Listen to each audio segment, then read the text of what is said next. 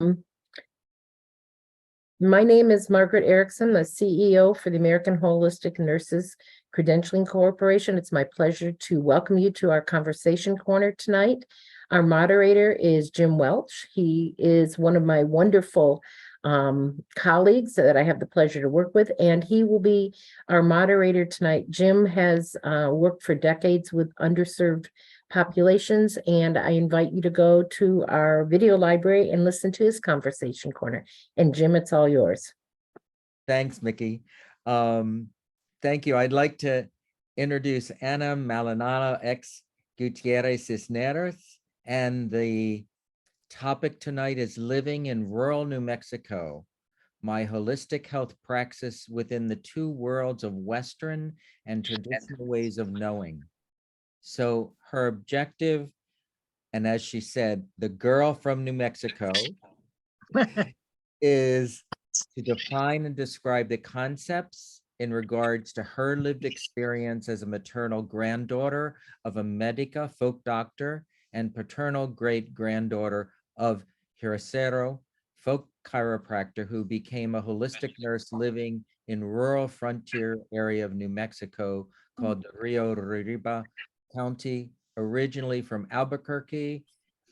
She has lived in the heart of northern New Mexico for 40 years, and where she raised her two children.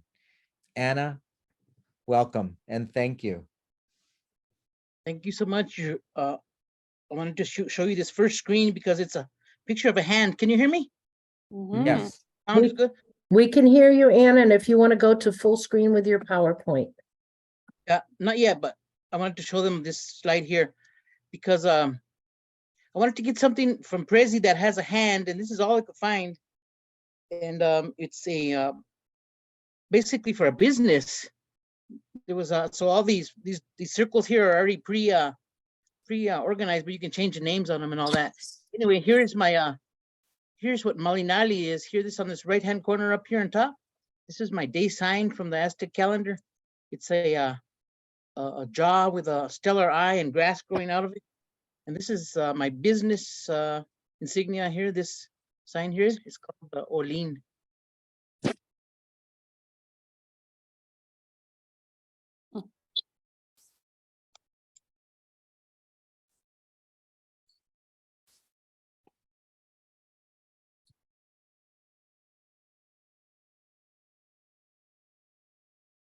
Okay, so make it to a full screen here.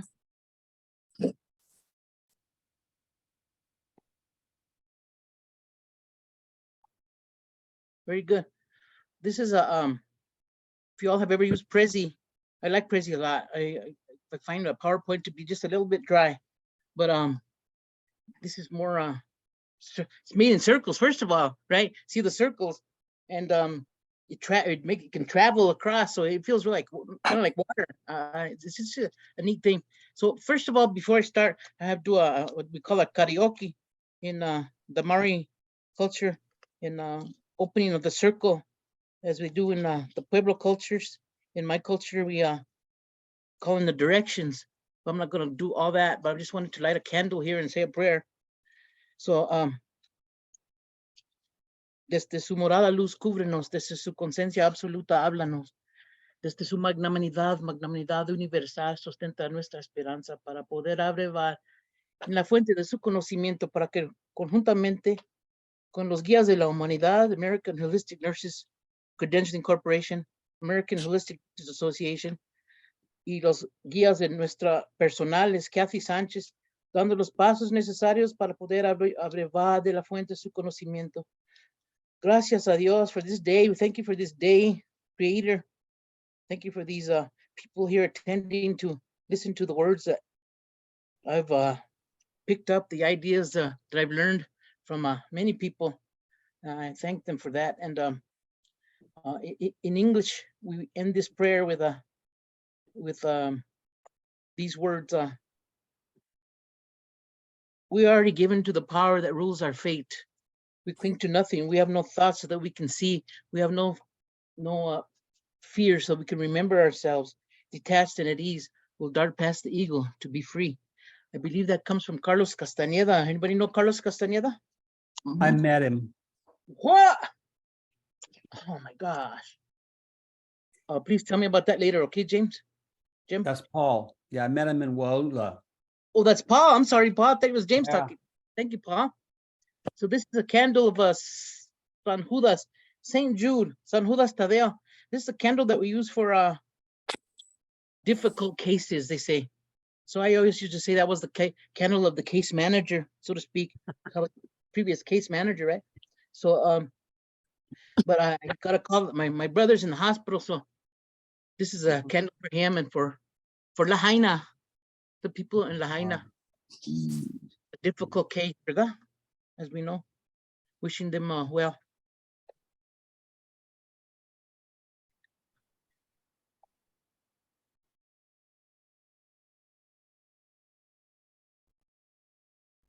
This is a picture of my name, Malinali. It was given to me in 1997.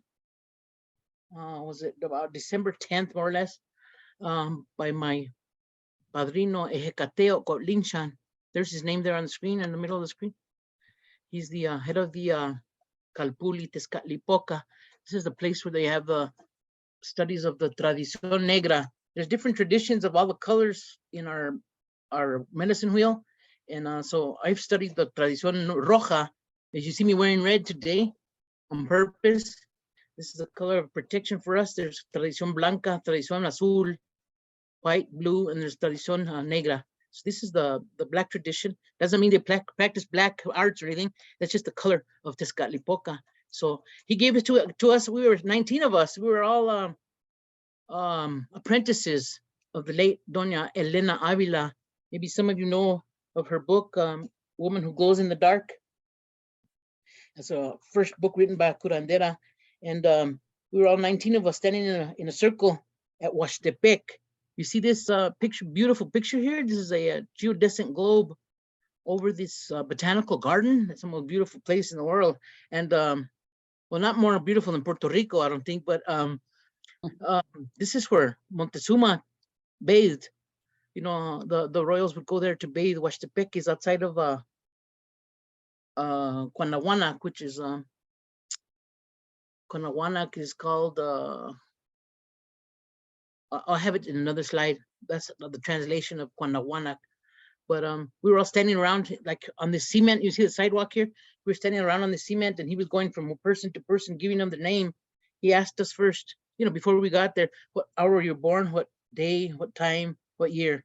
So he went to the Tonalama, to the Tonalmachio, our calendar, and he figured out our Aztec or Nahuatl names from that. So it's not a random thing to get a name like that. It's an honor.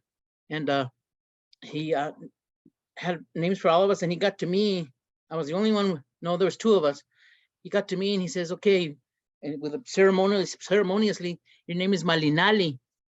And I remember my face going, like that. My body just like withdrew, because Malinali is somebody who became the mate of Hernan Cortez. You all know Hernan Cortez, 1519. Landed there in Veracruz. It wasn't Veracruz, but he called it that. He called it the real cross. But that's not the name of it. You know, they came to colonize. And so she was always known as a traitor for that. So they call her La Malinche. So she's also historically the Llorona, which is another story about the woman who weeps for her children at the river, which I could tell you another time. But La Malinche, so it's associated, the name is associated for me with historical trauma. So I really didn't want the name, but that's the name, that's my name. According to the time I was born, the day, the hour, the minute, you know. So I had to accept it. And he saw my face, and later on he put me to the side. He goes, "What's the matter? ¿Qué pasa? What's up with your name? Did you think about your name?" I go, "Man, I don't want to be a Malinali. I don't want to be a Malinche. I don't want to be a traitor." And he says, "You don't know the real story about her, do you?" I said, "No, I don't." So he gave me homework, you know. "I want you to go to every place named Malinali, Malinalco in Mexico, and find out more about her and realize what she is, who she is." So as you saw, my name of my business on the first slide, Malinalco, is named after her. There's a place in Mexico called Malinalco. That's the first place I went, where that jaguar and the eagle warriors used to get their ranking through ceremony. So that is a beautiful place. My daughter was there one time, and she she saw a UFO there. So there's a lot of things to see there in Mexico. And if you ever get a chance, go to Malinalco. It's in Morelos. It's right south of Cuernavaca was what I was looking for. Cuernavaca, it's Cuernavaca. The names, were changed by the Spanish. I guess they couldn't pronounce them well, so they changed the names. Cuernavaca became Cuernavaca. So Huastepec is very a beautiful place. In 2002, I got my master's degree, and I was sitting there next to my mom. She went with me to the ceremony, and I was watching all the teachers speak, and they all had two last names. Juan Garcia Montoya. In Mexico, we have the dad's name first, the mom's name last. But I only use Guitterez because that's my dad's last name. So I was sitting there and looking at my mom. I go, oh my God, I gotta take my mom's name. I gotta take my mom's name. Sheesh, there she is. Look, let's see if this plays. I don't know if this plays.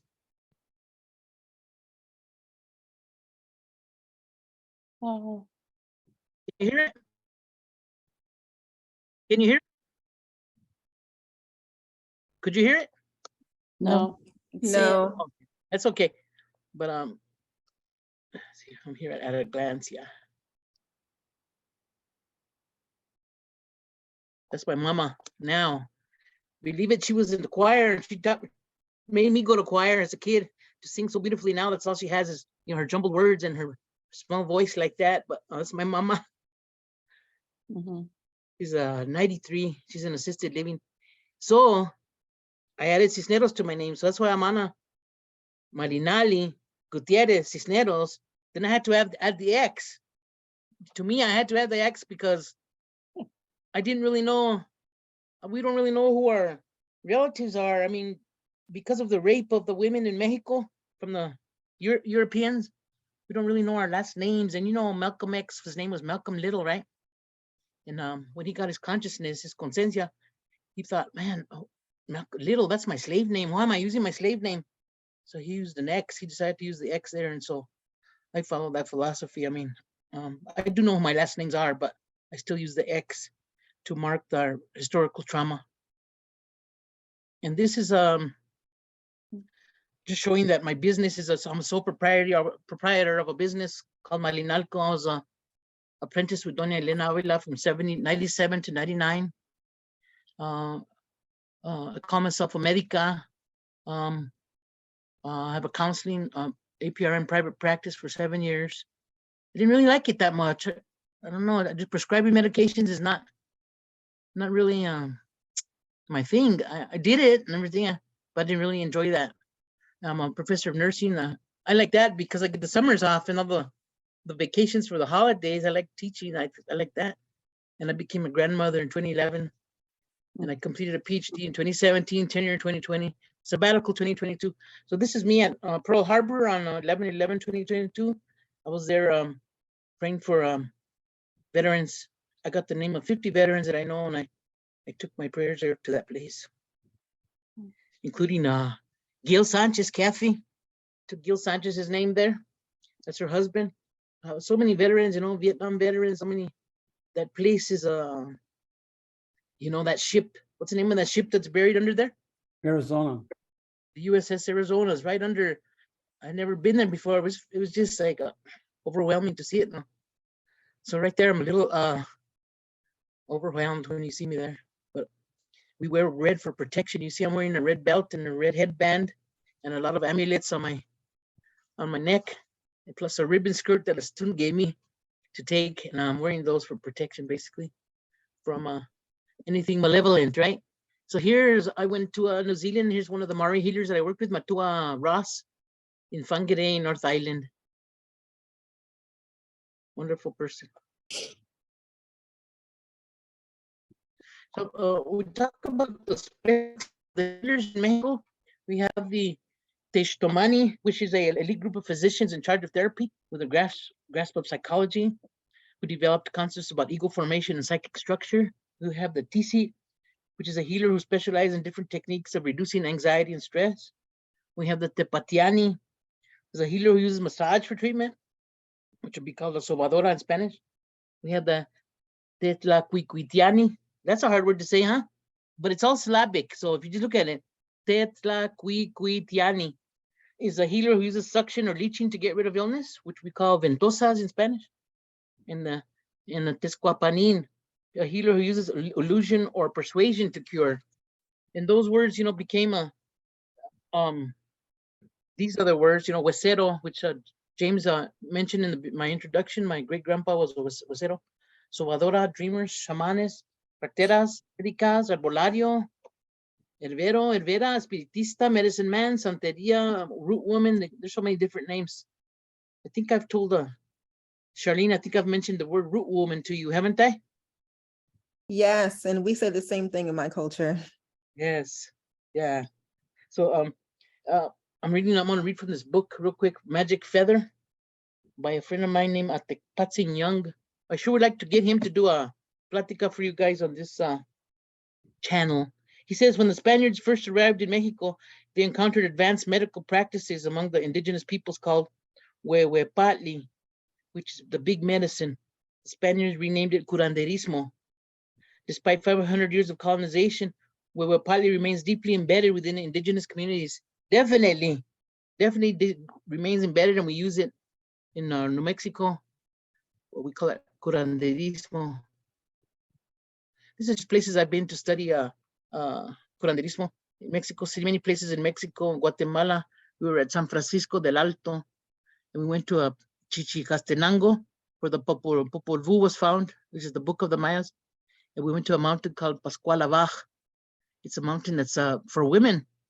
It's for women who go up there to pray to have a baby, to for the health of their baby.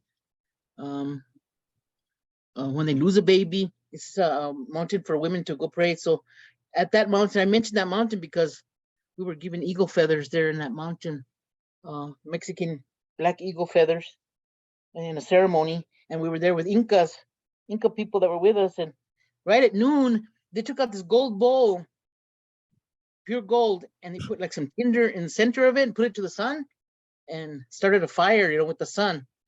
And we do that too with magnifying glasses, right? But they did it with gold, and it was amazing. That was a sacred fire. Of course, we took ashes from that fire home. When you're sick, they say you can drink those ashes, to get better. The other place is New Zealand, Aotearoa, where I've been to learn healing. So the protection, when you're doing ceremony means Sarah means circle, moni means one, so ceremony refers to the one in the circle. So we do a lot of work in circles, and so I wanted to have a slide on protection. How do you protect yourselves or your patients or yourself? And I just put these words as reminders of what protection is. Animism means everything's alive, right? The rocks, the trees, the flowers, those flowers that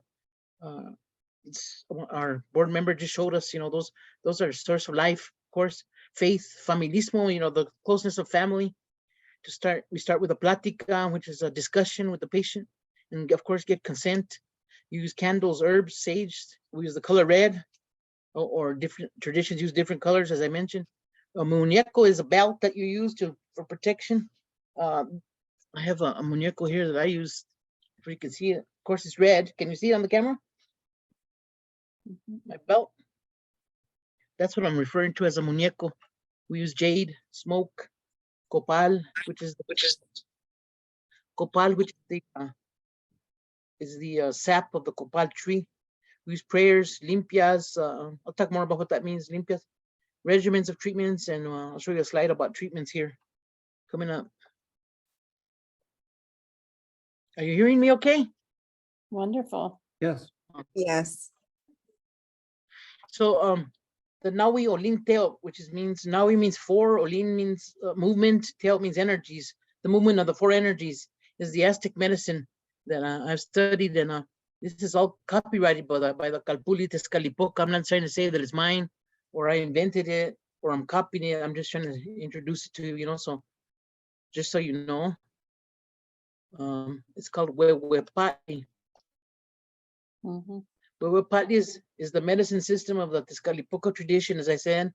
It means great medicine. Hue means big, so Huehue means very big, right? Patli means medicine. It encompasses sophisticated health maintenance practices and a healing philosophy developed over more than 9,000 years. long time.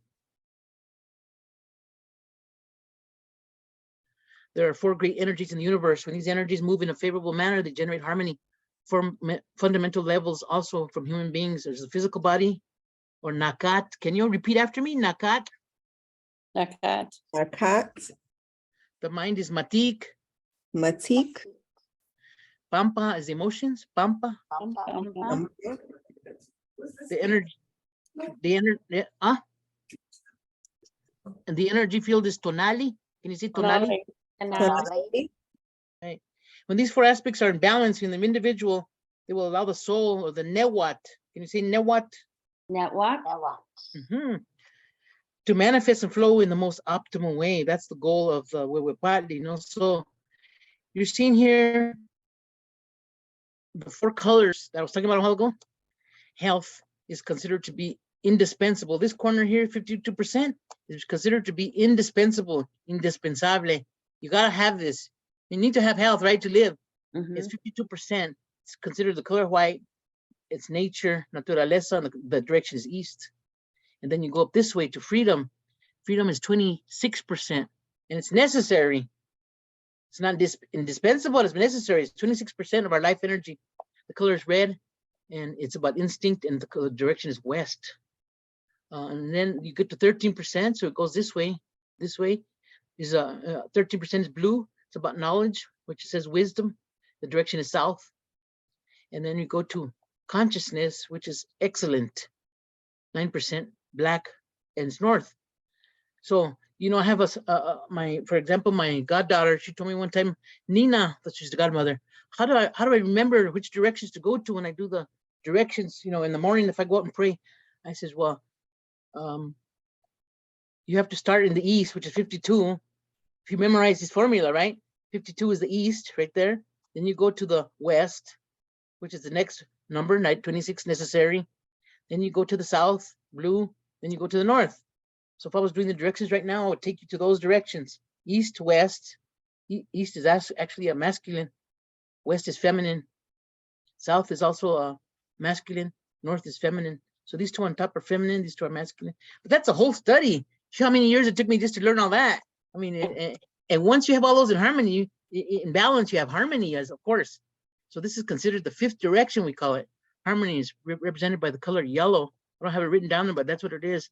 So once you do the color directions and you have all the people stand together facing the circle in the middle, it's called the 5th direction. The color is yellow, so it represents comunidad, community. I think Dr. Erickson was talking about community a while ago, and she went to a workshop today.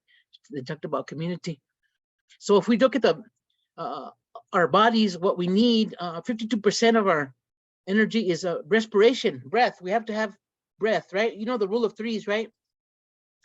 3 minutes without air, oxygen, 3 minutes without water, and 3 days and 3 weeks, you die, right? 3, 3, and 3. So if you need 52% of breath, you need rest, 26%, and fluids, hydration, you need 13%. Food, you need 9%. Now, how many of us are not in those numbers, right? I'm not in those numbers. The food, I'm looking at the purple squares here, right? Food, I have more than 9% of food, definitely. Rest, I don't rest very much. Maybe 6 to 8 hours a night, but you should sleep more than that, right? We sleep, what, 8 hours, supposedly? But some people do better, with less sleep, or with more. Fluids, trying to keep that up now that it's summer. Breath, definitely, you have to take deep breaths. That's why when we start a ceremony, we ask people to take a deep breath too, and blow it into the circle. To blow your respirare. Respire is from Latin, excuse me. Latin means breath. Right. To respire is to breathe, and that's what the word spirit comes from. Spirare means respiration, breath. So our breath is our spirit. I mean, that's pretty easy to understand to me. The next slide would be, we did that one. Diet. So in this Wewepatli, they say that you should be eating 52% grains, 26% fruits and vegetables, 13% dairy, and 9% protein. How many of you eat like that? Anybody? It'd be nice,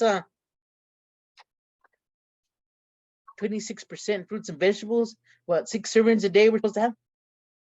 13% dairy. I mean, I don't think I have more than that. Dairy's not one of my favorites, but protein at 9%. Protein, I think aren't there people that are on diets to eat only protein? What do you call that? What do you call it? What do you call those diets where you eat a lot of protein? The keto, Keto. Thank Yeah. Or Thank you. paleo. Those keto diets, yeah, it's probably 52% protein. So, but this is what the Aztecs of the ancient days recommended is these are the formulas, and this has been passed down by oral tradition for, well, that I just read a while ago, 9,000 years. And the Tezcatlipoca Calpuli, which means school, passed this information on to us. So it's believe it or not, you can believe it or not. There's another one called the doubt, importance of doubt.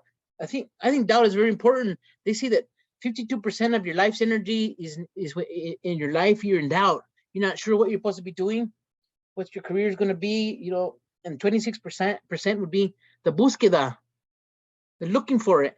You're looking for it. Maybe that's the time you're in college, for example. If you're looking at it as a life, you're in college and you're looking for it. And the 13% would be the encuentro, when you find it. You have found your mission. Many of you have found your mission, correct? You're holistic nurses, right? Mm-hmm. You have found your mission. You know who you are. You know what you're going to do. You know who you're going to help. And I'm one of those. Definitely, I would be in that group. And then the 9% would be 52, 26, 39% would be mission. 9% would be mission, misión, living your mission, doing your mission, doing what you're supposed to do and knowing what you want to do and going to do, and you do it, you live it. And in all those and are in harmony, you have excellence, which is the 100%. These are great learning tools for me, I think, these formulas. This one is the importance of duality. In our culture, we believe in when we say the word God, we're talking about ometeo. That's what we say for the word God, which means two. Ome means two, O-M-E-H. Teo means energy. So two energies, duality is the word, right? That's how you would translate it. So I went to the Universidad Nahuatl in Ocotepec, Cuernavaca, Morelos, and studied there. And I remember one of the teachers, here's the teachers are Marta Ramirez, Isabel Plasencia, and Mario Leiva were our teachers. And I remember Isabel Plasencia gave us a lesson one day. We went all over Southern Mexico with this group. And she told us the hearth is for the heart of the home. And you can see the word heart, of course, in the word hearth. Dr. Erickson, we were talking about that a while ago, Elena. And that's where the woman's at cooking the food, right, for the family. But you need the firewood. So who brings the firewood is the man. So usually, I mean, it doesn't matter if I'm not talking about couples that are not man and woman. Sometimes there's man, woman, but I'm talking about a duality would be a male and a female. So like in Mexico, when they introduce themselves, they introduce their partner to you, they say, this is my complemento, this is my complement. A male would introduce his wife as his complement. I think that's so beautiful and respectful, because yes, you have the hearth, you have the fire, you have the food, but you need somebody to bring in the wood. So you have to work together. So I just wanted to mention duality is very important. Types of treatments or cures, curaciones, that I'll get to names of illnesses on the next slide, are frotación, which would be like passing a branch of romero over the body. A frotación be limpia, a cleansing with herbs, with smoke, with copal, with smudging. We do smudging in our circles. With the egg, we use egg, or with teas, with herbs. You can cure with herbs, with tea. Calías is a suppository. Emplaste is I don't know how to translate that one. Emplaste is be a plaster. Let's say you get some gauze and you wet it in. I'm just gonna say marijuana because that's good for arthritis, right? You can put an emplaste on there with THC product, whatever you use, and that'll help your poultice. Thank you, dear. Poultice, emplaste. Gracias.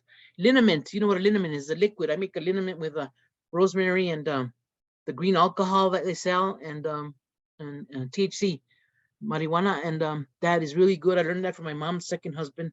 It's really good for our joints, for rheumos, they call it rheumos, which means rheumatism, right? Rheumatoid arthritis. Hydrotherapy, there's aromatherapy, there's music therapy, phototherapy, in the sun, sit in the sun. That's, of course, you need vitamin D. Temazcal would be the sweat lodge therapy. Inipi, risa therapy, that means laugh therapy. Anybody ever had laugh therapy? Mhm. Oh, Doctrine of similarities and doctrine of contraries. They say that, for example, last time I was in Mexico, Hecateo told me, that plant, that poinsettia plant, how it drips white sap, that white sap you see out of the poinsettia plant. He said that is good for women who want to make more milk, to imbibe that. And I told him, wow, to us that's poison, right? Have you heard that not to eat the poinsettia because it's poison? So it's different, it's a different way of looking at it. So I've never taken a poinsettia, but the doctrine of contraries, that would be maybe like a hot and a cold illness. If you have a hot, let's say you have a fever, that's a hot illness, whatever it is. I don't know, it could be a strep throat, it could be whatever the fever is. You're going to treat it with the opposite. You're going to treat it with cool things, right? To cool the fever down. So that's the doctrine of contraries.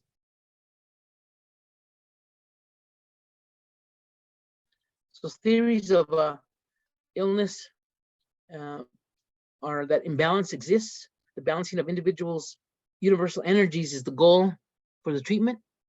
To recognize and healing of soul illness, soul meaning psyche, illness meaning pathology, so it's psychopathology, which are referred to as wounds that don't bleed. If you all have met or heard of Dr. Eduardo Duran, if you haven't, please look up his books, Native American Post-Colonial Psychology. Him and his wife Bonnie wrote that one. And this is a personal communication that I had with him, and he spoke at a conference we had. To heal wounds that don't bleed, which is basically post-traumatic stress disorder, we'll call it, in the Western world. But it's really not post-traumatic, it's really still a current traumatic. Should be CTSD, current traumatic stress disorder. And then in addiction, he told us that the addict needs to make amends with the spirit and the plant that they're abusing. So this is an example to me of animism. For example, the spirit, the plant, if somebody's abusing heroin, they need to go make amends with the spirit in the poppy plant. That would be a plant that you would put on your altar and make amends to it. And, there'd be a whole ritual to it. It's not just to say it, it's to do it. Because, there's a withdrawal you have to deal with too, when you're coming down from something like heroin. Let's see what other plants I would say. Cocaine. If you want to stop doing cocaine, you're gonna have to make amends with the plant in the coca plant, very famous in Peru. You see the people there working on. They sell it at the market. You can buy it at the market. Me and my mom were in Peru and we bought some tea. They want you to drink it to acclimate to the altitude before you go to Machu Picchu, for example. And so she was drinking that coca tea. She really liked it. So we brought some home, and when she ran out, she says, can we order some more of that tea? That's such good tea. She liked the coca tea. And another theory of illness is that it requires intuitive vision, which the creator, through the healer, manifests in a sacred space and time. It's not a overnight thing that you can learn. It takes años y años, years and years and years, to perfect. Maybe you can't really perfect it either, but that's not the point anyway, is it? The point is being in community with another person. The patient needs to be helped to become a holistic, balanced entity of the physical body. Nakat, again, Nakat. Can you see it? Nakat. Mm-hmm. Can you say Nakat? Mm-hmm. Naka. Aka. Yeah, the mind, Matik. Metique. Take. The emotions, Pampa. Um, The energy fields, Tonal. Todal. And the soul, Newat. No what? Right? So those are, all those things in balance. That's the goal of life, right? Maybe some of us some people don't ever get there, but it sure is nice trying. I'm trying and trying, and 65 years of trying. So, but you don't really get your consciousness for these ideas really till you're older. So Yeah. I feel like I got my consciousness at age 12. That's when I decided what I wanted to do with my life. And another step of mine came at 17 when I had my first child. You have your steps in life. You have your childbirth years. You have your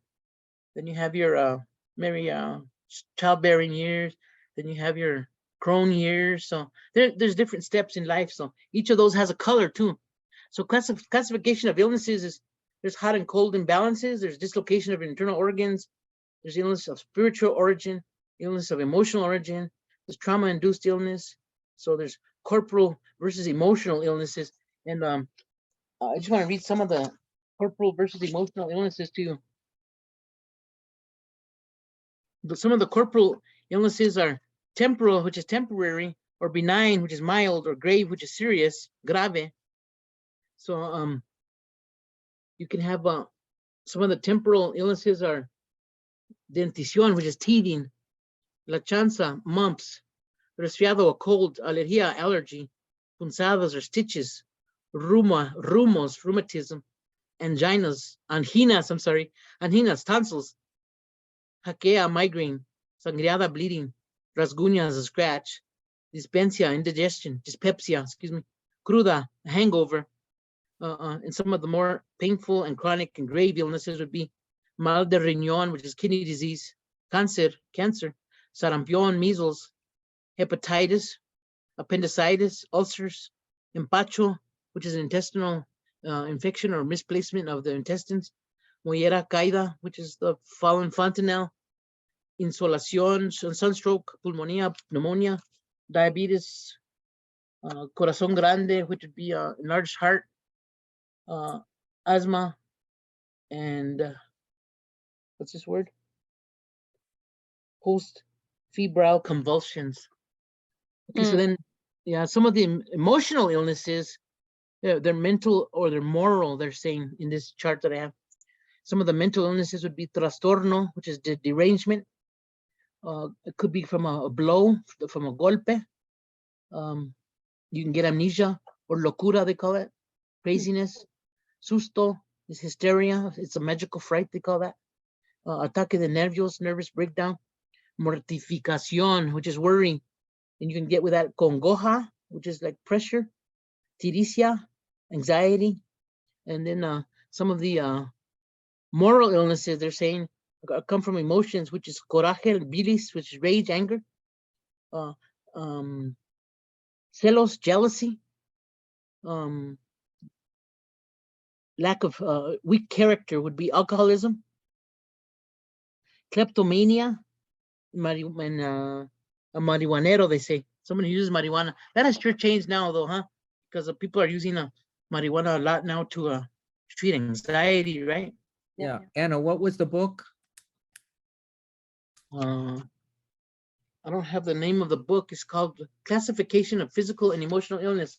It's a book that I made in a workshop that I did. Can you see this in the camera? Yeah. Oh, okay. The Mexico Health Worker Association Conference, Mental Health Practitioners in Indo-Hispanic Culture. And I made it in December 3rd, 2003. So I'm just reading from my book because I don't have enough room on all these slides to do all this, right? But you know where I found a lot of information when I was in school is the DSM-4. They had Appendix I in the back, which is culture-bound syndromes. And I have a reference here for culture-bound syndromes, an article where you can read more. Anybody familiar with it? I in the DSM-4? Yeah. Yeah, that was a fantastic resource. I mean, it's got illnesses from A to Z, from all over. Amok is the A is amok. When they say he's running amok, that's amok, AMOK. I can't remember any of the other ones. I don't remember the Spanish ones. So susto was magical fright. And I just read some of them. Are you able to get that, Anna? Can someone order it? No, it's only one. Only one exists. I'm the only one who has it. But however, when I write my book, it will be available. Excellent. Okay. This is the history of, like a history of curanderismo. It comes from African, Spanish, Mexican, and indigenous medicines. This is what the Elena Avila taught us. This is just a picture of some of the wording and the 13 heavens and the 9 hells, they call it. 13 ascensions and 9 descensions. When a person dies, they go through 9 levels. That's just some artwork there. That's another story, another whole workshop there. But Africa, you know, the Moors were in Spain for what, 800 years, I believe. And the Spanish, and then they came across, and then the Mexican, indigenous Mexican, and then indigenous medicines here. So there's a lot of different mixture of knowledges, ways of knowing, right, that come into play in curanderismo. And this is the Los Tres Grandes. Macheo Torres, this is his book in 2006. This is the Tres Grandes of Mexico, the tres famous curanderos and curandera. This is Don Pedrito Jaramillo right here. He used extensively, he used hydrotherapy. He would tell people to drink water or take a bath, you know, different regimens of treatment. This is okay, Don Pedrito, this is Niño Fidencio here in the middle. He was a, I'm gonna just use the word low IQ person, but he was a divine, these are all folk saints. He's a divine person. He would do a surgery with a piece of glass. They show a picture of him, a person with a big old swollen knee, and he does surgery on the person with a piece of glass. So that's just one example. There's so many more examples, but he has a big following in Espinazo, in Mexico. They have a they do rituals with him. Well, he's passed away, but for him, should I say, they honor him. All of these. And this is Doña Teresita Urea. Look how beautiful she is. She lived in New Mexico for a while. She did a lot of healing here in New Mexico, and her grandson or great-great-grandson is an Urea. He's an author. Maybe you read some of his books. I don't remember his first name, but Urrea, Urea. So those are beautiful pictures. Look at how he put him on the cover of his book. Isn't that a neat book cover? Cheo Torres does Cheo Torres does a class every year at UNM. He teaches people curanderismo. I've known him well, but I've never taken the class. But I've asked him to come and speak in different communities, and he has a big old, he brings a big old chest that he has, a petaquilla, we call it, a chest, a trunk full of items of the use in curanderismo. I mean, it's just amazing. He should be a speaker on this channel too. He's fantastic. He doesn't call himself a curandero, but he's an author. I know he does healings too. I know he does. And then here I have several healers in my family. So this is my great-grandfather paternal, Mauricio Cisneros. He's the huesero, James. That's the huesero right there. Jose Mauricio, and I have his family, our family lineage here in this little document, but it's too long to show you. But right here, can you see my cursor? Yeah. Yeah. The lineage, I could send you it later if you're interested, but it goes back 20 generations back to the names of our relatives in Mexico who are royalty. And I didn't know that till my daughter has done all this research with our genealogy. And so you're looking there at a prince of sorts. My tata, we call him Apaito. We say dad, we say papa, but this is what do you call it? A cariño, a lovely way to say to him, Apaito, you know, papa, grandpa. So my dad is named after him, and so is my brother. And his daughter, my paternal grandmother, Ana Sisneros Guitterez, she lived to be 102. This is her I put their, for lack of pictures, I put their obituaries there. She was a yerbera. You used to go to her house and she'd have the whole countertop in her kitchen full of newspaper and drying herbs. It's wonderful, grandma. Oh.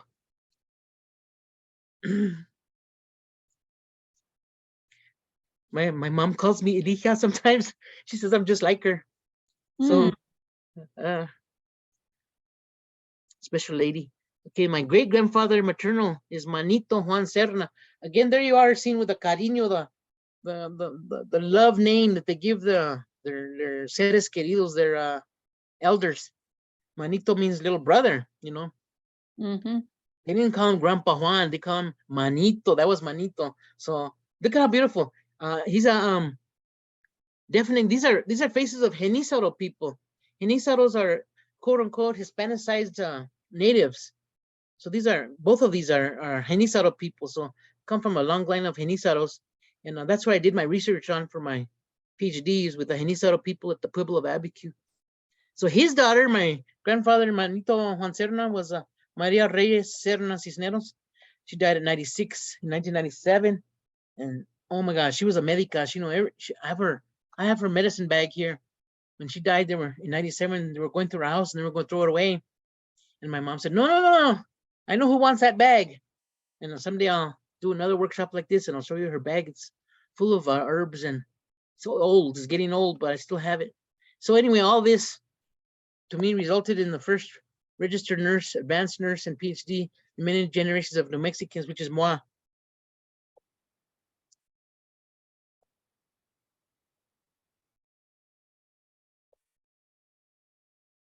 So here is, the basic objectives of this plática that I'm giving you is to describe what I meant in the presentation title, which is what James, announced at the beginning of the presentation. So this is rural New Mexico, 2 worlds of Western traditional medicine, holistic healing praxis.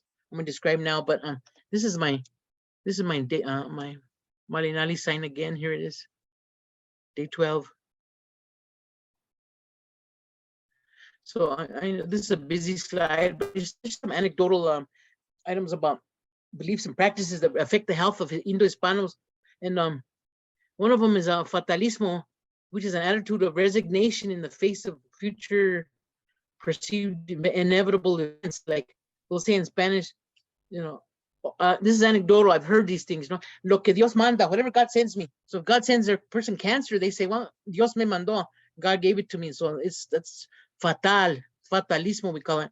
Also, we call that that fate that we have is called tonali in Nahuatl, or believing that that illness results from having experienced strong emotional issues, often gas. Kathy, are you still there? Kathy Sanchez, are you still there? Yes, I'm here. Okay, you see your name there, Kathy, on the slide. So Kathy Sanchez does a presentation called Trauma Rocks, which would be great to put on this channel. And it comes from often from gas. Tell us what gas is, Kathy. That guilt, anger, and shame. Yes. So illness can result. Do you believe illness can result from illness, anger, and shame, Kathy? Yeah.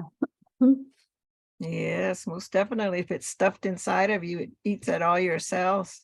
And that's something she describes in the Trauma Rocks presentation that she does. It's fantastic. How many generations do you go back in Trauma Rocks? The 7, and then the beginning of the colonizers coming. So that's another interesting, very interesting and informative and indispensable presentation you should have. A hot illness is cured with cold, and the cold illness is cured with hot. Except there's one exception, which is susto. This is what Elena Avila taught me, that susto is considered a cold illness. It's called magical fright, and you treat that with cold. So there's just one exception there.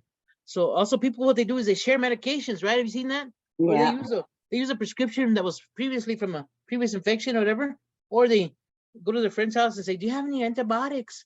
I have a little cough, or I'm gonna take your antibiotic. Do you have any? And they give them each other, they share medicines. Yeah. Or they purchase it out of the country too.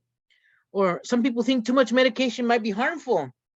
They take the medications till the symptoms will go away. Like my dad, he had CHF, and the symptoms started going away. So he said, oh, I'm better. Of course, he died of CHF, so that's just one way of looking at it. And I remember we were, like a couple months before he died, we were at a restaurant, and I saw him, we were going in, and I saw him swigging something. And I said, Dad, what are you swigging? What is that? He says, oh, it's my medicine to help me breathe better. I looked at the label, and it was morphine. He was swigging morphine.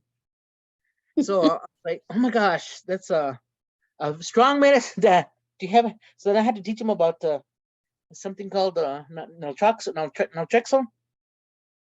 What do you call that brand name? What do you call that medicine? Naloxone. Yeah, but what's the other name of it? Narcan. Thank you. Yeah, so I had to teach him about Narcan. I had to put Narcan in the house. But some people go to spiritual healers and use folk remedies. Many do not go to a Western provider. They choose to self-medicate. And as I mentioned a while ago, it's noted that for anxiety, THC is and has been very popular. Other drugs too, and heroin came, we could say, after World War II, basically. And then spiritual distress is a nursing diagnosis that I have been very interested in all my life, all my nursing life. And it's a spiritual distress related to crisis of illness, suffering, and death.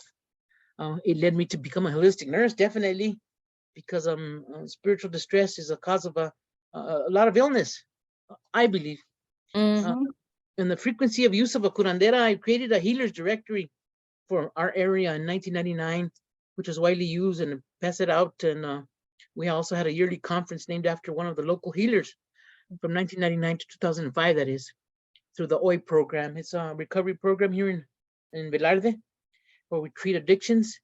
And of all the healers we had in the conference named after, they are all gone. I have their initials there. I mean, I can say their names. Gregorita Rodriguez, Ernestina Martinez, Dennis Lujan, Sabinita Herrera, Elena Avila, Felipe Ortega. All those, our conferences were named after them every year. And oh my gosh, they're all gone. So who remains is this next generation, which would be my generation, right? I'm in my 60s. So we remain to keep these ideas, these treatments, these remedies alive. That's our responsibility. I believe in keeping old things alive. That's part of my my tonal, my fate, my journey. And I found an article that said because of the reliance on fatalistic beliefs, lack of faith in preventative medicine, or lack of access to health insurance too, right? Latinos are less likely to take part in screening tests for a variety of potentially serious illnesses like breast cancer, prostate cancer, cervical cancer, and thus are more likely to have a later stage disease. So my maternal grandfather died this way. He had a prostate cancer. No, didn't tell anybody he was sick. And once he went to the doctor, because he couldn't pee anymore, he died a month later. He went really fast. Now my brother Morris, he got prostate cancer too. He lost all his, he took out all his prostate. And he told me yesterday on the phone, I thought, I got to go out for screenings. I said, I got to put that in there. But this comes from Latino health behavior and exploratory analysis. This is the reference down here. Knuckleheads. That doesn't only refer to men only, right? Women too. Women who want to go for a mammogram or something like that, right? So Hispano culture, Indo-Hispano, I don't use the word Hispanic. We've noticed in this presentation. Maybe that last slide did say Hispanics, but I changed it. Indo-Hispano is what I use, because we're a mixture of Indian and Hispanic people. No, that's what the Genizoros are. We're not just Hispanic. And the thing that's painful about that is that you have to live with knowing that you have blood of the conqueror and the conquered inside of you. So that's part of our historic trauma, is knowing that you were both. And how do you reconcile that? It's a lifelong thing we have to deal with, no? And manito or manita is somebody's born in New Mexico. Manito culture, manita culture. And Montellano wrote that the medicinal concepts of the Aztecs at the time of the European arrival were a mixture of magic, religion, and science. So I think I was born into a superstitious culture because my grandmas had a lot of beliefs. Like they would say, don't go outside with your face wet or you'll turn sideways. And that's kind of like Bell's palsy, isn't it? Bell's palsy. Don't look at the moon when you're pregnant, or the baby will be born with a lunar, or it's a birthmark shaped like the moon. Anybody heard of that one? Mm-hmm. These are, old superstitions. People might say old wives' tales, but I think they're real. Or one of them is a un hombre nunca le des todo tu amor, toda la verdad, todo tu dinero. To a man, never give him all your love, all the truth, or all your money. That was one from Mrs. Espinosa gave me that one from Alcalde. Never give a man all your love, all the truth, or all your money. Isn't that wise advice? She was talking to us, right? So I thought, boy, that's interesting.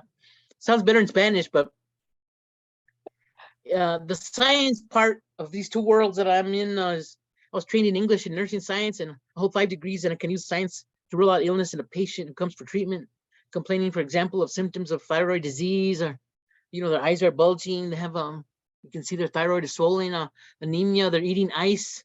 They're weak. They're tired. You've seen people with anemia eating a lot of ice. Anybody seen that? I did that. That's how I remember it back in 2006. Benign prostatic hypertrophy, unable to pee. You can refer them to the medical providers. You know what all these symptoms are, so you kind of have a picture of the human condition. So I believe that because of these two things, I have double strength, so to speak. I'm not bragging. I'm just saying double strength to continue to live and to try and live in a balanced way.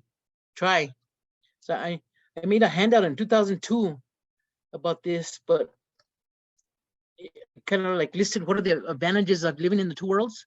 In 2002, I wrote this. And so number one would be the language skills, understanding of elements of folk illness that affect your client's state. You acknowledge the client's belief, if present, in the medicine ways of his or her ancestors that are used for healing. You have physical assessment skills that you can use. So this is supposed to be columns here, but I had trouble with this slide today. But the role of the psych nurse is to listen and to talk, which is left brain, a lot of left brain, we're talking. And the role of curandera is to the plática, which we're doing right now, and intuition, which is more right brain. And of course, the psych nurse has psychotherapies, cognitive, behavioral, existential. I added EMDR today. And the curandera is sacred space. So the psych nurse has medications. The curandera has prayers, limpias, barridas, frotaciones. Those are all limpias. The psych nurse has advanced practice roles applicable. Curandera has soul retrieval. And the psych nurse has many medical references to use. There again, that DSM-4 Appendix I, the culture-bound syndrome. And the curandera has objects, inclusion, references to use, like oral traditions of healing, like the huehuepatli, the ceremony as therapy, honoring the spirit in heroin was another one that I mentioned a while ago. I went to a workshop in 1986 called Ceremony as Therapy, which my boss paid for. I was working at that oil recovery program that I mentioned. He paid for me to go to that workshop, and it really piqued my interest. That was well before I was an apprentice with Doña Elena Avila, so I've been interested in this type of work for a long time. Anyway, healing occurs. Moral of the story is healing occurs in both of the paradigms. Agreed? Yes. Yes. That's just my name, Malinali Red Rhythmic Skywalker. That's my Mayan name, Red Rhythmic Skywalker. And when I wrote this, I was a BSN, a case manager, and MIT, which is Medica in training. That's a title I used before I finished my training. So I couldn't use the word Medica. I couldn't use the word curandera. I still don't. I just used MIT, but now I don't use that anymore. So Mitakuyo Asi, that means all my relations. And Praxis, Tinker Sack wrote that praxis can be defined as the meeting ground of theory and practice. This meeting ground has the potential to be transformative. It's not just thinking or reflecting about our actions, but it's also taking action as a result of our thinking and this action. The two are seen as acting upon each other as if in a dialectical dance. Isn't that a great sentence? Tinker Sacks. The two are seen as acting upon each other as if in a dialectical dance. Man, I like that sentence. So practice in holistic health, in curanderismo, that dialectical dance is a partnership between the theories, the concepts, the teachings in curanderismo, and the application of them with the people who seek this type of healing. It is transformative. It's a dance of reflexive action, brings about balance of life's energies using the Naui Olin formulas for balance. I made a word search puzzle for you on one of the slides. I'll show you now. And other ways of knowing. Familiar healers. It's intuitive and it takes years to master. Years.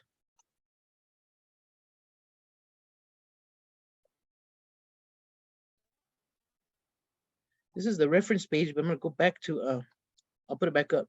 These are the printables. I just put in, I made a word search puzzle. I know it's kind of small, but maybe when I let this PowerPoint out for people who want to watch it later or the recording, maybe this could be blown up, or this is just a word search. Anybody like word search puzzles? Yeah. So it has some of the words that you've seen in this presentation. Harmony, music, dance, love, consciousness, earth, fire, wind, water. The body balance is 52% breath, 16% water, 30% sleep, 9% food. So those are in here in this puzzle, okay? Then I did you a small glossary of herbs by Chio Torres. Again, Dr. Torres is an excellent resource. This is from his book called Green Medicine. This is 2 pages, so you'll be able to print that. Look at all the names of the herbs there. And he has the translation in English too, right? Yeah, basils, albahaca, anise, estrellada, aloe vera, sábila, comfrey. I can't read that word. Coriander, cilantro, all kinds of different herbs. And this is the names of the 20 days in the Aztec calendar. Let's go down to Malinali here. Be number 12. There it is. Malinali stands for herb, sacred herb, herbologist, burning herb, transitory existence, cutting plants, transition. It's about transition. So when he gave me that name Malinali, look what he was giving me. You know, a name involving plants and herbs, which I'm very interested in. And but when he first gave me the name, like I told you, I went, ah, I went like that. Like it was like it put an arrow in me. It was weird, but it was real. Here's my reference page. This is a book by Martin de la Cruz from 1552. I put in here, Libellus de Medicinalibus Indorum Herbis. That's the codex, the Cruz Badiano Codex, translated by Badiano, but written by the first doctor in this hemisphere, Martin de la Cruz. This is a book that's been put out by the National Anthropology Museum in Mexico. And when I was there in 2000, I bought a copy of it. Pretty expensive, but I'm sure you can buy it. There's the link to it. You get those references, Anna? Say again? Can we get the references? Yeah, I believe I have to send you the whole Prezi, right? So people who didn't get to watch it can watch it later, right? Correct, Dr. Erickson? Yes, yes. If you could, we've had people commenting how interested they are in wanting your references, the information you provided. And this is being recorded, but if you were willing to send your presentation for those who want to either follow up with you or want your references or your word puzzle, your word search, that would be wonderful. Well, that's right. It's been recorded, huh? So all these references are in the recording. The biggest problem is with that, Anna, is you can take I guess you could take a print screen, but and it's up to you whether or not you want to share your presentation, but your recording and your sharing is certainly going to be available for everybody. So you just need to decide whether or is that it? Are you done with your presentation? I am. What time is it? Oh, you're doing great. You're doing great. Look at the time, James. You didn't tell me it was 5:10. You were good. You were good. You were right there. I didn't time it. I didn't need to. Hi, Dr. Hernandez. How are you? Hi, how are you? Good, good. Hello, Carolyn. I'm looking at all these names. Hello. Hello, Elaine, Marcy, Ray, Celeste, Ellen, Teresa, Kathy, James, and the two Ericksons, the paradox Ericksons. The paradox. No, that's funny, Anna. Anna, there's someone, Lorin Hall is on the phone, and a Chris Hazelton, I think I have the name right, is on the phone, and this is someone who has studied with someone who has been a traditional healer. So they were saying that they were very happy to be able to join the presentation tonight. Fantastic. Were there questions that you had for Anna? What's all that in the chat? Have you checked the chat, James? Yeah, I think we ask all the questions that were in the chat so far. Oh, thank you. I have a question, Anna. I want to know how you knew that you were going to be a healer.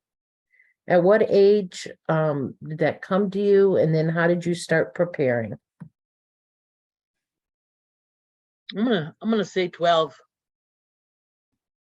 I mentioned that a while ago. I got my consciousness at 12 because, well, it had to do with religion, really. My mom told me to go to confession. I didn't want to go to confession.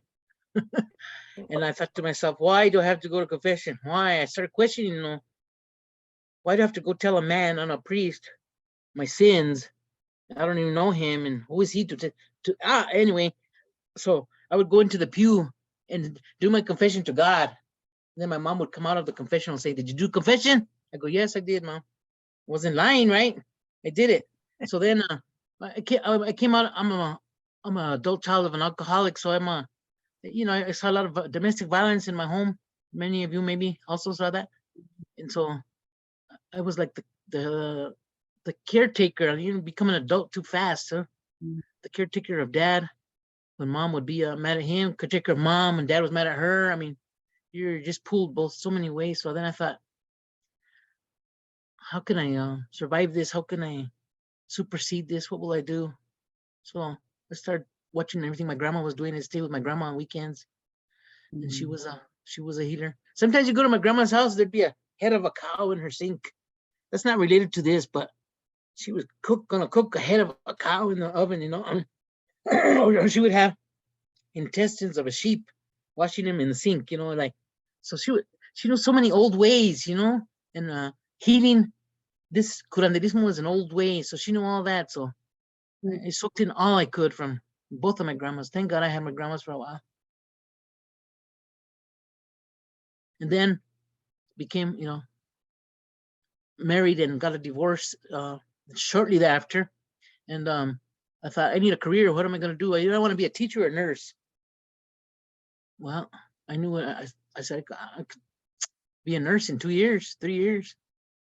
So went to college and became a nurse. Never stopped looking back, never looked back. Nursing is a healing journey. Obviously, are you all nurses here? Yes. Fantastic. Paul, are you a nurse? No, but my grandma was a nurse. My great aunt was a battlefield surgical nurse. Nurses everywhere. Yeah. Honorary, Paul, you're an honorary member of Yeah. our community. Carolyn, you have a question? I do. And first, a statement. Thank you so much for giving voice to this topic. It's super to see it happen and very near to my heart. One of the things that I wanted to ask you in your experiences, both as APRN and a curandera, was in my speaking to women on the Texas-Mexico border, many reported that they do not talk to their healthcare provider about the traditional treatments or remedies that they use. And in other research, providers aren't asking them, either assuming that they're not, or just not even knowing that it's a question that can be asked or should be asked. Is that something similar that you see in practice?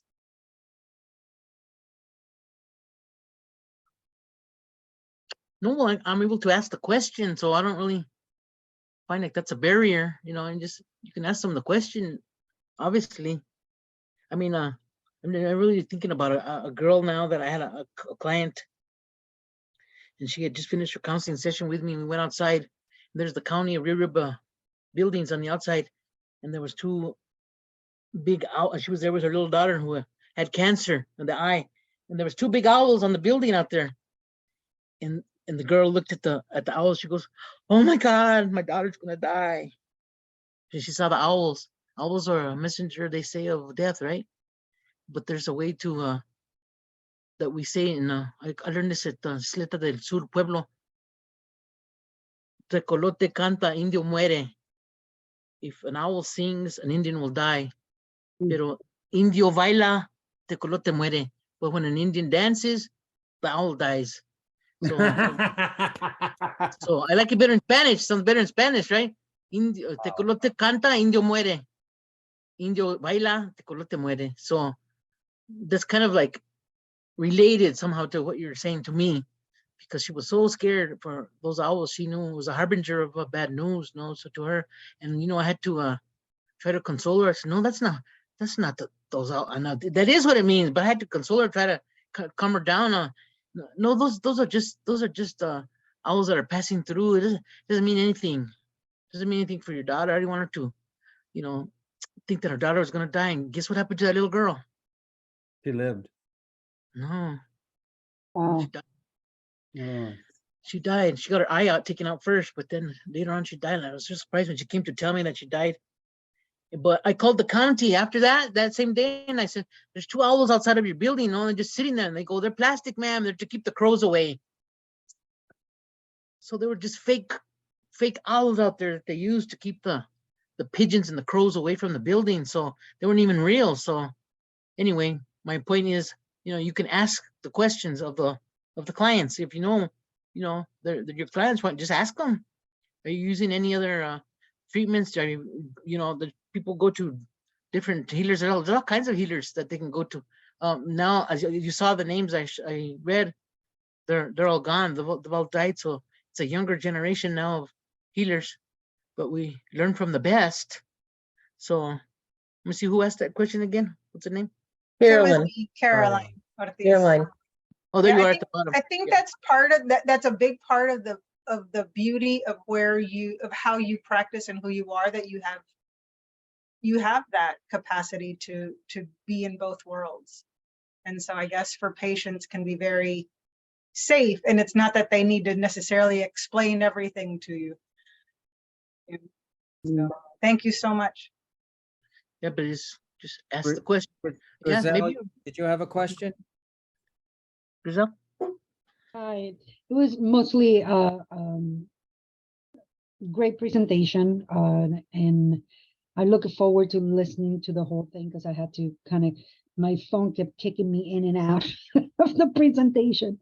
But there were a couple of things that I could relate to as a Puerto Rican, and growing up in a family that really embraced both modalities, and actually embrace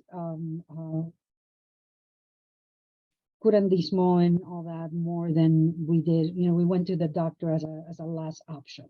We did everything else but that. So I can relate to some of your experience and to what Caroline mentioned. I remember taking care of patients, especially this particular patient who was using other modalities, and she had breast cancer, and she was very eager to share that information with her provider, but they made her feel like she was crazy, that she was wasting her time and her money. And she closed down, from sharing additional information. And then everything else that was told to her, she saw it as suspect. And even though it was important information for her to know about her diagnosis and her prognosis, etc., from that moment on, she distrusted. She did not trust her medical team, and it was sad to see.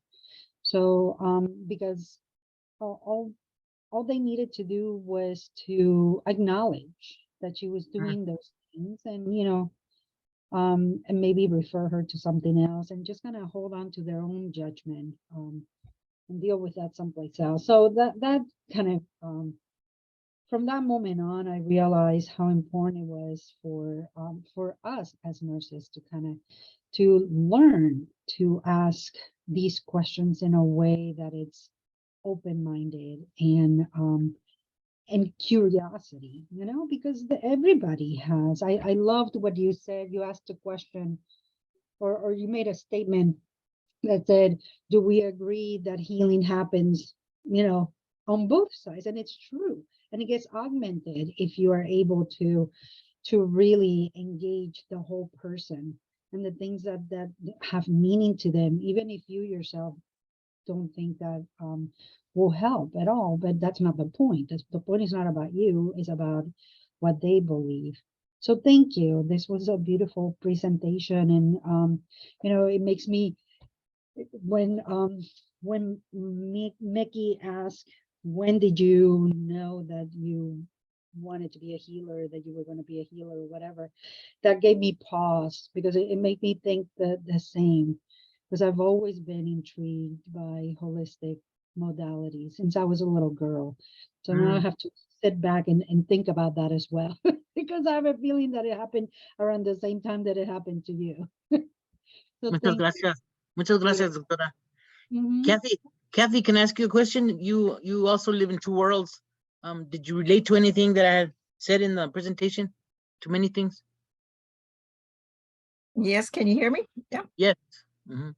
Yeah, and I think being an indigenous person, our first source of healthcare is the federal government, the IHSs, and they take an oath. They become federal employees.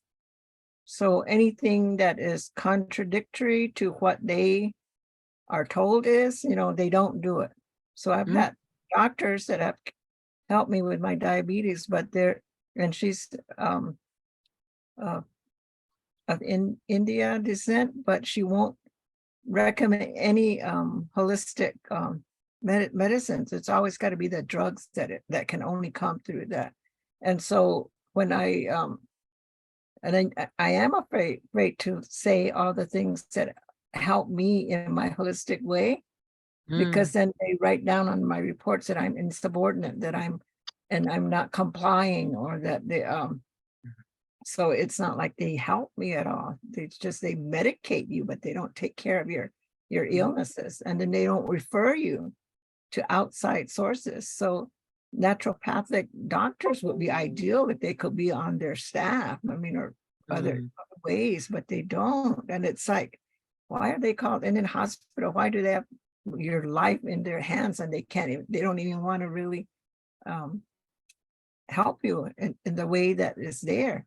There's some that will, especially if they're on reservations themselves, they will have traditional healers come in if the patient asks for it. They don't deny them in that sense, but they're not. They still can't do what they are gifted to do, and in knowing all things. So yeah, it's hard. And traditional ways that, like you're saying, my great grandmother was a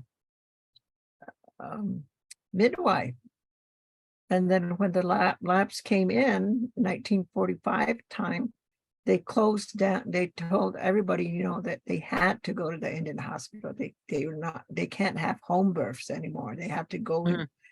And so, and then our records weren't shown to us. They don't give you access to your records until way later. And then that was something that you have a right to have and know, but they wouldn't give you access. And so, yeah, it's pretty bad and still rough to get proper health care in the indigenous settings. It's there, it's around your reservation, but it's like not holistic. And yeah. And Ana, I do appreciate you being able to work within the two fields and how you're able to understand, and they cross in and out. They don't overtake each other, and they don't deny each other. I mean, they really work in the way that your body will receive that information. And yeah, it's nice. It's wonderful. Thank you, Ana. Paul? Paul? Yeah, I was just going to come up with an illustration of integration of Western medicine, and that I have a friend, he's a orthopedic surgeon, and he works in French Guiana, and half of the territory is an Indian reservation. He was down there, and this one man had a compound fracture. Well, there was no way he could fix this compound fracture there, and he was going to have to medevac him out. So what they did is they created kind of a ceremony where they made a straw man there, and they had an explanation. It's like, you are here, but we're going to put you in this other space and bring you back later. So then they explained it. They showed him, it's like, okay, now you're going to this other place, and they injected him with morphine, got him in a helicopter, flew him out, brought him to like either Cayenne or Martinique, fixed his compound fracture, and then had a ceremony when they said, well, we're going to reintegrate your body and your soul because you never left, because it was something about you can't leave your village, otherwise you're gone, you're off the planet, you die or whatever. So I thought that was a brilliant way to be able to keep the person whole in terms of their psyche, their soul, their connection to their universe, and heal the problem. Paul, did they use a local healer to bring in and do the ceremony, or? Yeah, they were working with somebody. He had a friend that was a white person that lived on that reservation, and then they kind of came up with that together. Said this person's going to have, his leg's going to be fixed, but he's going to be mentally destroyed, and he could hurt other people too because he's going to be out of his mind. It's like, what can we do to mitigate that? So they created this opportunity to explain it to him as clearly as they could. And it's really going to be different, but you're still here. I mean, that was the thing. It's like, you're still here. You're not going away. Actually, you're going to be right here. And that was the reassuring that they needed to be able to, fix his leg, and make sure that he was going to be psychologically whole when he returned. Thank you, Paul. Doña Elena. Doña Elena has a question. Oh, did she? Okay, there we go. Anna, thank you so much for this presentation, and everyone that's spoken it's just wonderful. It's I can't express fully how I feel about it, but I do want to say something about this conversation about the two worlds. I think we as nurses are fortunate once in a while when we run into situations where the medical professions agree that we might do something like what Paul is talking about. Mhm. But there's so many incidences where we as nurses know, because we listen to the people and we ask about how they take care of themselves and how they cope and so forth. And I think that we run into these situations very often where it's not really that we've signed with the government as they're talking about with the Native American or indigenous people. We're not able to find a way to get through that. I didn't know that power base it's there. And it brings to my mind, when I do presentations, the last thing I do when we have conferences is do grand rounds. And it brings to my mind a time when we were up in Bemidji, and two of the nurses from two of the tribes were there, and they were speaking about some of their patients, and what they would do would bring the situation to the grand rounds, and I would then respond to how you would use it within the context of the way I view the world. And two of them brought this situation where there had been multiple losses, both historical loss and current losses, and unresolved grieving processes. And Grandpa had been taken into the hospital with, I believe, diabetes and some kind of an ulcer on his leg, and they were going to amputate the leg and all this and that. And they tried all kinds of things. And the nurses finally just stood there and they started to cry and said, "We don't know what to do." And so I walked up to them and put my arm around the one that was speaking directly to me and said, "What would you do if you weren't using Western medicine?" And she looked at me and I said, "Well, would you call the medicine man or would you do something else?" And they looked at me and said, "Yes." And I said, "Are you doing that?" And they said, "No." And I said, "Well, why don't we talk about this a little bit?" And so we talked about some other things and how it related to the theory. But the thing I said to them that was most important, because they came back to me, and I have a letter in my file when they came back and said that, is I said to them, "You have to remember that you're a nurse You aren't a doctor. You don't have to deal with the doctor's problems. You have to deal with the nurse's problems. And the nurse's problems are the people. And when you deal with the people, you are able to do all of these other things because that's what people do. And they came back to me about 2 months later they went and got the medicine man, and they did some of the other things that they said in their own culture that they would have done naturally, but Western medicine thought it was poo-poo. And grandpa got better and was coming home from the hospital. But I think we forget that ability that we have because we are not doctors, we are nurses, and we have our own practice act, we have our own unique profession, and we have our own unique way of thinking about things. And we just need to embrace that and hold what you're saying here, Anna, so close to our hearts and our souls, because it is the essence of being a facilitator of healing.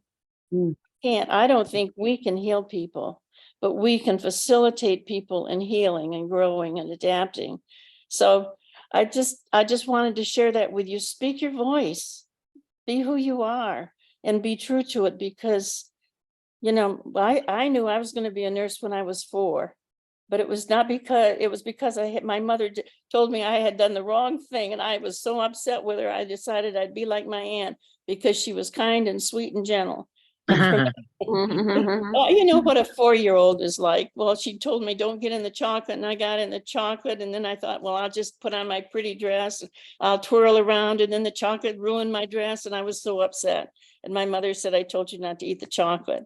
And so a 4-year-old sees that, or I did as a 4-year-old. She's a mean mother. She doesn't understand. I ruined my dress. My stomach is upset, and it's all her fault. She had the chocolate in the cupboard. So, you know, that's how children think.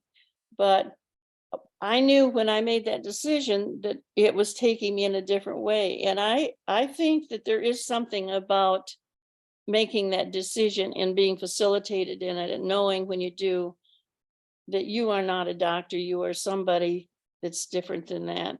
And I would encourage everybody to go back to that moment when they knew this was the right thing for them, because there's something magical about that moment that I don't know, Anna, if that means, if that's resonates with you or not, but every time I go back to thinking about that, I laugh, because it was though there was a tragedy in my house. You know, I'd eaten the chocolate and I ruined my Easter dress, and my mother was upset with me and all of that kind of thing. But at the same moment, that was a gift to me, and it was a treasure. And I wonder if that isn't a piece of understanding the humanity of all of us and how to take that, use it.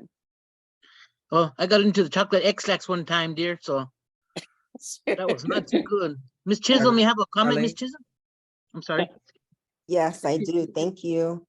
So I found a lot of parallels with your presentation and to what I found when I was researching my own family.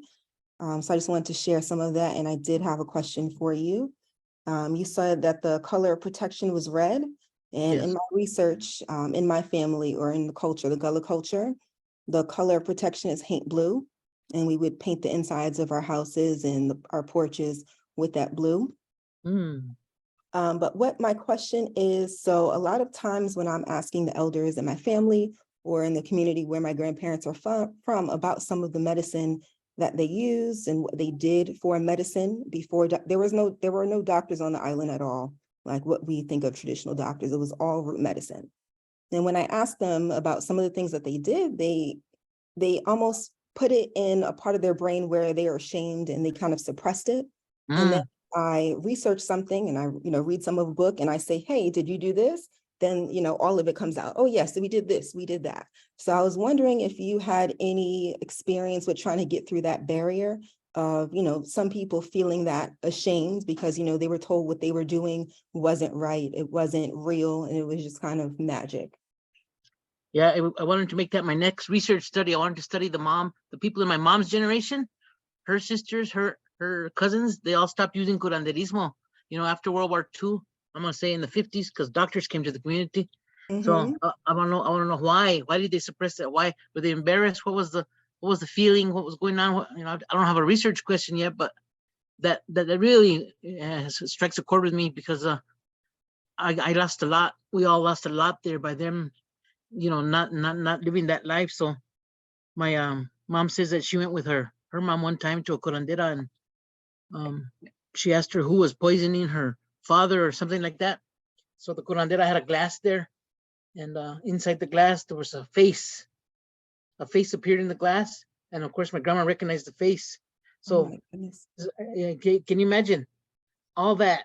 Wow. She just I don't think I'm the only one in the family that knows that story.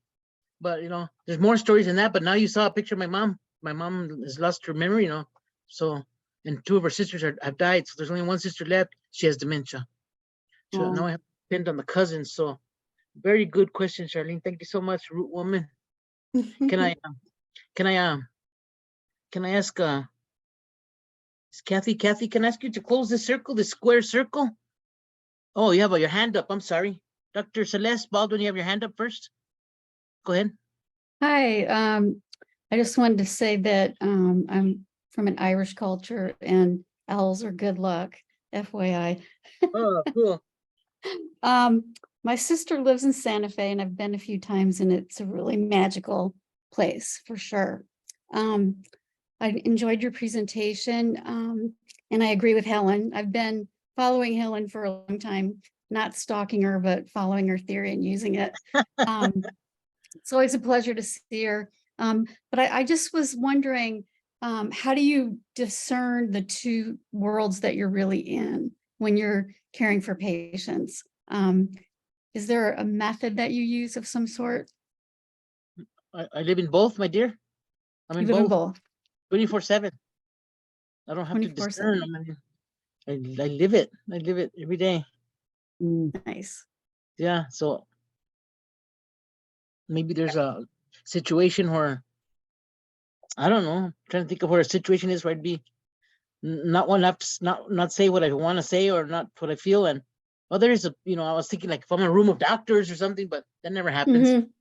But Oh, and I'm in a room of doctors right now, right? This is a room of doctors.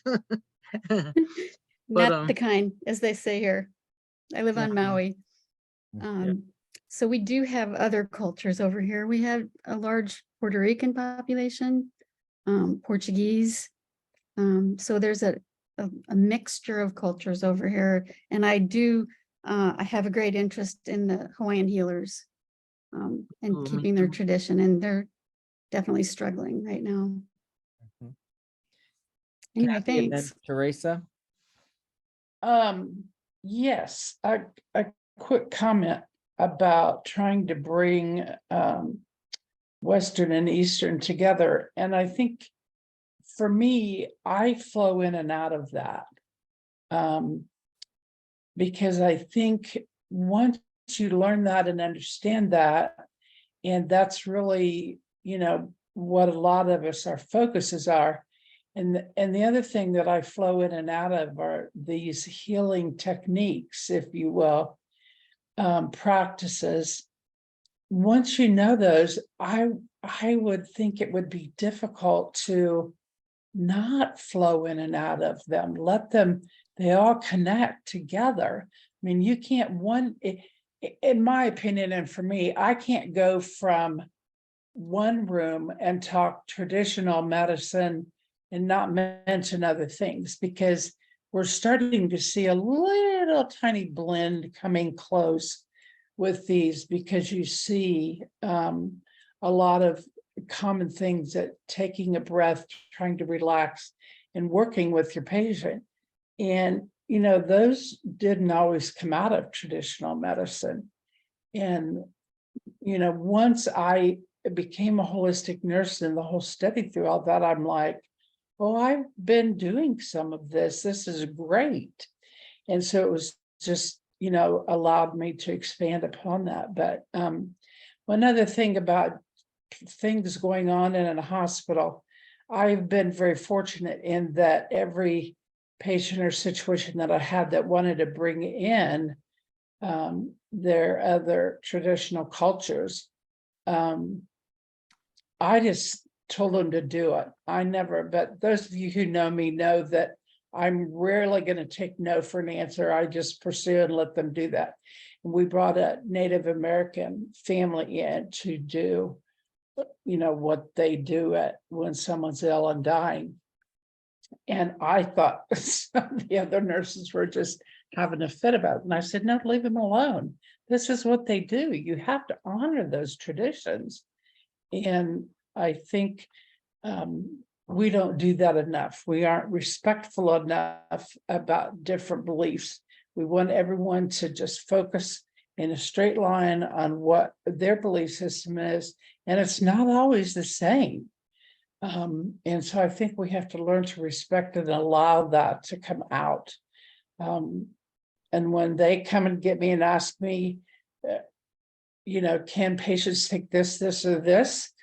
I just say, anything and everything except what they would use, like milk thistle, causes longer bleeding times and stuff. So just things like that. But it's important to those people to be able to use that. And or aromatherapy, when I have a family that comes in and wants to have their diffuser, of course, those are things that they need to make them feel like they're healing. It adds to that.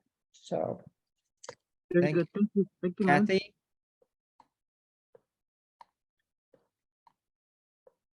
Yes.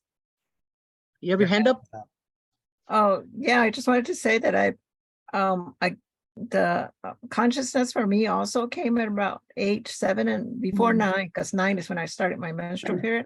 So about 7 or 8-ish, that was when I got my consciousness to just ask the higher powers to help guide me in my dilemmas and to keep asking the questions, why? Or why are they doing that? Or why is this? And if they're not giving me answers, then I know they're trying to hide something, they're not direct. right. And so it led me to really speak to my ancestors in my dream space. So I asked the questions in my dream space. And it helped me develop the 2-world harmony model, where it starts from within, and it helps me to connect to the multiversal energy field that is beyond our planet. And so that energy field is from the cosmos to us, and that is energy of love.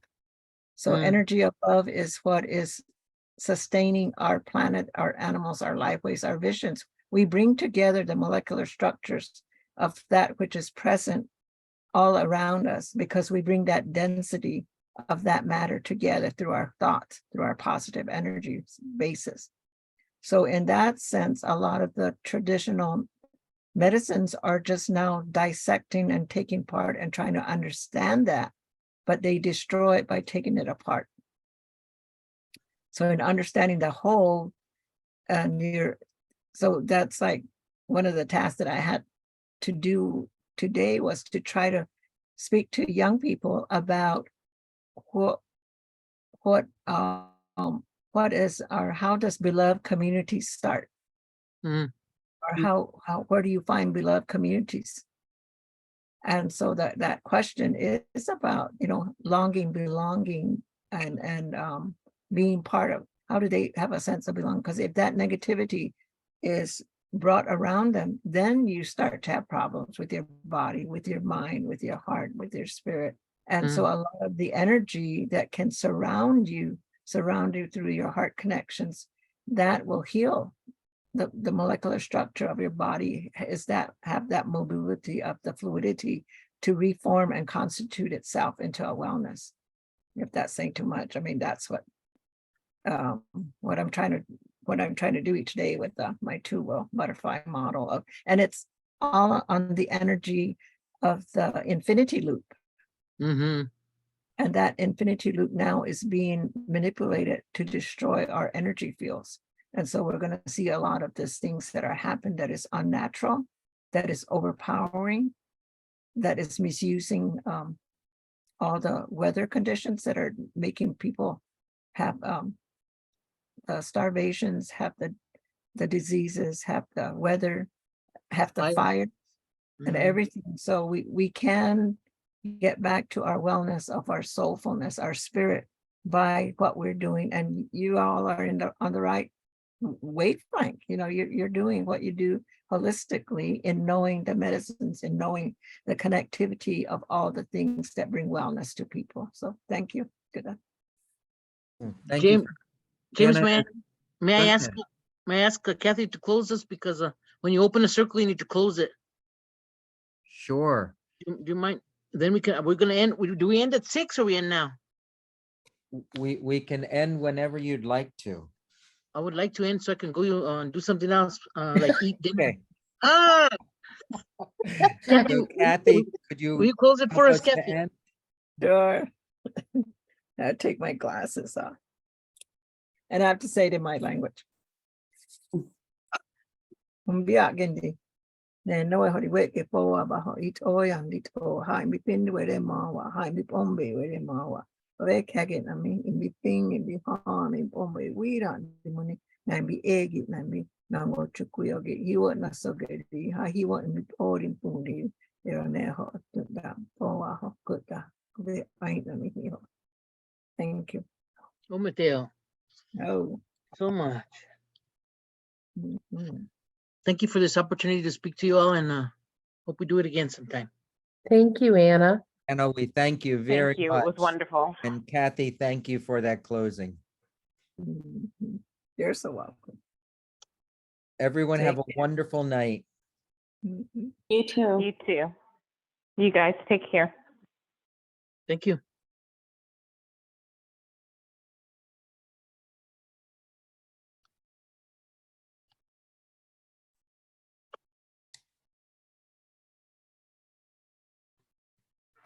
Thank you, Anna. Godspeed Man, and namaste. I can't believe the timing was exactly right. What the hell? How'd You that were happen? great. You were It was great. Thank 7-11. you. Yeah, 5-11. I go, what the heck? Look what time You it is. were, you're right in target. One of our people, Marcy, said it was wonderful, chatted that. And Anna, I wanted you to know that Kathy Gumond, who's one of our certificants, did ask if she could have access to your slides, because Uh-huh. she thought it was so interesting. And she wanted to go back and check references and things. So if that is something, what we can do is either share it just with her when you get a chance to send it, or if you want the people who attended tonight to have that information. It's easier to get your references and things off that than it would be on a live recording. All right, that's fine. Thank I you. gotta And figure out- And I I think I can't figured out wait how for to your save it. book. I can't Oh, wait yeah. for your book. I have a comadre who tells me, and the book, and the book, and the book. Where's the book?